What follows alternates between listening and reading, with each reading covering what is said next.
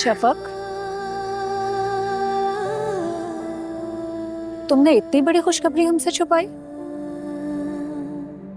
जब तुम लोगों से कोई राब्ता ही नहीं रखना था तो फिर बताकर क्या करती। एक बच्चा तो देकर आई थी, लेकिन अब यही मेरे जीने का सहारा है। और तुमने इतना बड़ा फैसला खुद से ही कर लिया कि अब तुम्हारा हमसे कोई ताल्लुक नहीं होगा? फैसला मैंने नहीं, ज़ारून ने किया है ज़ारा। और मैं किसी ऐसे शख्स के साथ क्यों जिंदगी गुजारूं जिसे मुझ पर भरोसा ही नहीं, और जिसने दूसरों के कहने पर मेरे किरदार पर उंगली उठाई।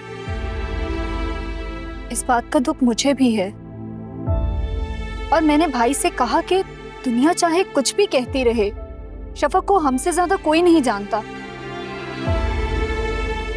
और फिर वो कैसे सुनी सुनाई बात पर भरोसा कर सकते हैं?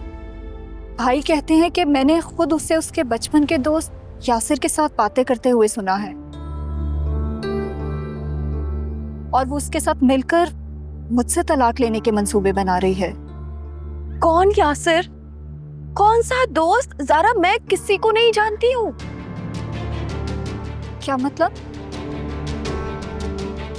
मतलब ये कि मुझसे किसी अंकल ने राब्ता किया, मैं नहीं जानती वो कौन है कौन नहीं, लेकिन उन्होंने कहा कि वो मेरे बाबा के दोस्त हैं और बाबा के कुछ ज़रूरी डॉक्यूमेंट्स उनके पास ही वो मुझे देना चाहते थे।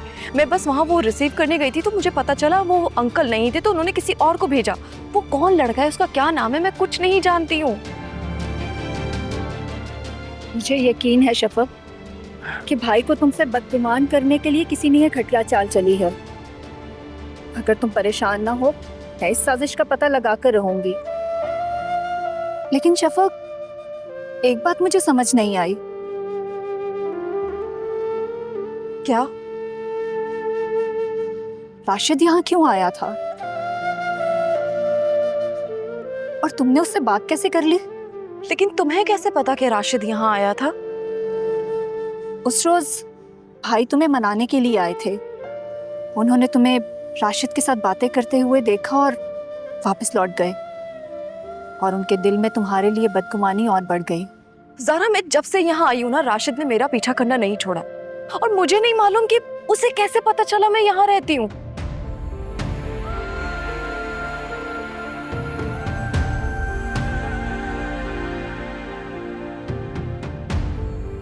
ज़ारा, वो तो तुम हो कि मैंने तुमसे ये सारी बातें शेयर की, लेकिन ज़ारून से ये सारी बातें मैं कभी ना करती। जब उन्हें मुझ पर भरोसा ही नहीं तो मैं किसी भी तरह की सफाई क्यों देती उन्हें?